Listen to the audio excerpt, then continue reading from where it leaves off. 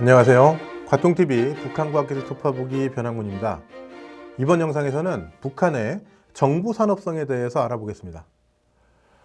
정보산업성이 2021년 4월과 5월 사이에 기존 최신성, 전자공업성, 국가정보화국의 조직과 역할을 통합해서 만들어진 내각산하의 기관이라는 점, 그리고 그 설립 이유는 북한의 핵심 국정과제인 정보화를 더욱 효율적으로 추진하는 데 있음을 말씀드리려고 합니다.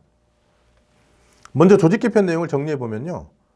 좀 전에 정보산업성이 최신성, 전자공업성, 국가정보화국이 합쳐진 기관이라고 했습니다. 이 중 최신성은 방송통신 전반, 즉 우편통신, 전기통신, 방송, 그리고 컴퓨터망 사업을 총괄적으로 관장하는 기관이었습니다. 그리고 전자공업성의 주 업무는 하드웨어와 소프트웨어 개발, 특히 컴퓨터, TV, 가전제품, 자동화기구, 각종 측정기기와 같은 하드웨어 개발 및 생산이었습니다. 끝으로 국가정보화국은 김정은 집권 이후인 2015년에 만들어졌는데요. 국가 전반의 정보화, 즉 경제, 교육, 의료 등 국가의 모든 영역에 컴퓨터를 필두로 한 정보통신 기술을 보급 확산해서 효율성과 생산성을 높이는 일을 총괄적으로 관리하고 지도하는 업무를 담당했습니다. 정보산업성은 이런 기관들을 통합했으니까 조직 규모가 클 뿐 아니라 업무 범위도 컴퓨터망을 포함한 국가의 방송통신 사업, 하드웨어와 소프트웨어 개발, 정보화 사업 전반에 대한 지도 관리 등 상당히 방대할 겁니다. 그러면 북한이 왜 이렇게 거대한 정보산업성을 만들었을까에 대해 살펴봐야 할 텐데요. 그 전에 조직 개편 내용의 추적 과정을 간단히 말씀드리겠습니다. 제가 추적이라고 한 이유는 좀 전에 1분 남짓 말씀드린 조직 개편 내용이 북한이 공식적으로 정리해서 발표한 게 아니라 저를 포함한 몇 사람이 이렇게 2021년 5월부터 12월 사이에 정보산업성을 언급한 20여 건의 노동신문 기사에서 이 정보의 조각들을 찾아내서 추론한 것이기 때문입니다. 최신성과 정보산업성의 관계를 예로 들면 최신성에 대한 기사가 4월 중순 이후 사라졌고 대신 5월 중순 정보산업성을 언급한 기사가 처음 등장했습니다. 여기 더해서 원래 최신성 산하였던 정보통신연구소가 정보산업성 정보통신연구소로 나왔기 때문에 최신성이 정보산업성에 흡수됐거나 또는 명칭이 변경되었다고 짐작하게 됐습니다. 그 이후에 최신성이 담당하던 지역통신망 복구 사업을 정보산업성이 수행하고 기존 최신성 청사를 정보산업성이 사용하고 또 2021년 1월 최신상으로 임명된 사람이 정보산업상을 맡고 있다는 사실 등을 몇 달에 걸쳐 하나씩 확인함으로써 최신성의 조직과 업무가 정보산업성으로 통합됐음을 확신하게 됐습니다. 그리고 국가정보화국의 새 소식을 전하는 기사도 2021년 3월 이후 사라졌기 때문에 정보산업성으로 흡수되었을 수 있겠다 짐작했지만 이를 확신한 건 국가정보화국의 핵심 업무 중 하나였던 전국정보화 성과전람회를 정보산업성이 주최했음을 확인한 10월이었습니다. 그리고 11월에는 기존 국가정보화국 청사도 정보산업성이 사용하고 있음을 확인했습니다. 또 전자공업성의 경우도 그 밑에 있던 연구소가 정보산업성 소속으로 바뀌었고 정보산업성 산하에는 전자공업관리국이 있으며 그곳의 국장이 최근까지 전자공업상이었던 인물이라는 점 등을 통해서 역시 정보산업성에 통합됐음을 알 수 있었습니다.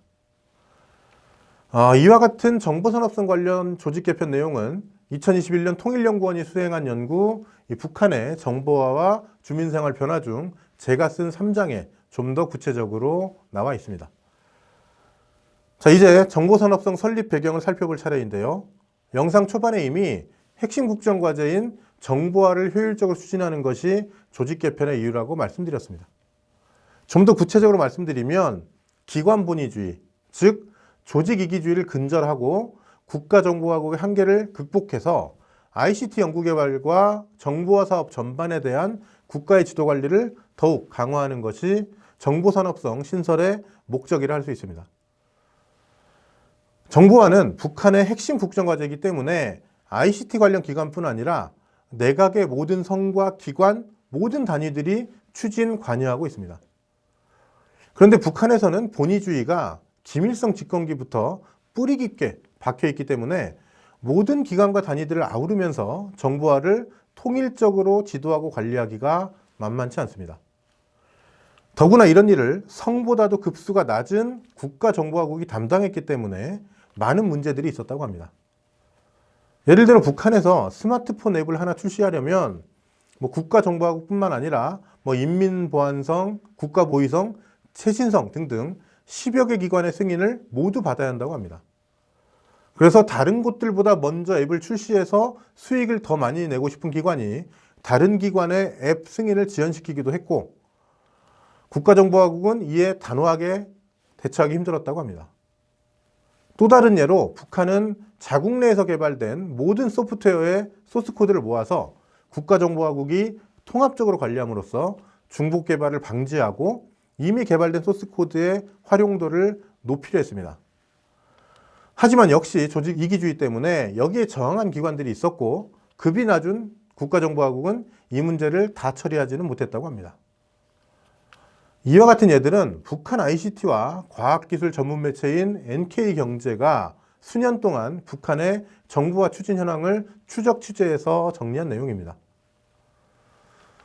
어쨌든 북한이 이런 문제들을 해결하기 위해서는 국가정보화국보다 급수가 높고 규모와 역량과 권한이 다른 기관들보다 큰 기관이 필요했고, 이 점이 정보산업성 설립으로 이어졌다고 할 수 있습니다. 그리고 본위주의는 2021년 1월 열린 노동당 제8차 대회에서도 중대한 문제로 제기됐습니다. 이 대회에서 북한은 지난 5년간 과학기술이 실질적인 경제발전을 이끌지 못했다고 비판하면서 그 원인 중 하나로 본위주의로 인한 비효율과 협력연구 부진을 지목했습니다. 나아가 새로운 경제발전 5개년 계획을 달성하기 위해서는 과학기술에 대한 지도와 관리를 강화하고 본위주의를 근절해서 현재 있는 과학기술 역량을 최대한 효율적으로 활용하는 것이 필수적이라고 강조했습니다. 정보산업성 신설은 이러한 해법을 ICT 부문에 적용한 결과라고 판단됩니다. 따라서 앞으로 정보산업성이 북한의 ICT 연구개발과 정보화 사업을 얼마나 효율적으로 이끌어갈지 주목할 만합니다. 이상 북한의 정보산업성에 대해 짚어봤습니다. 감사합니다.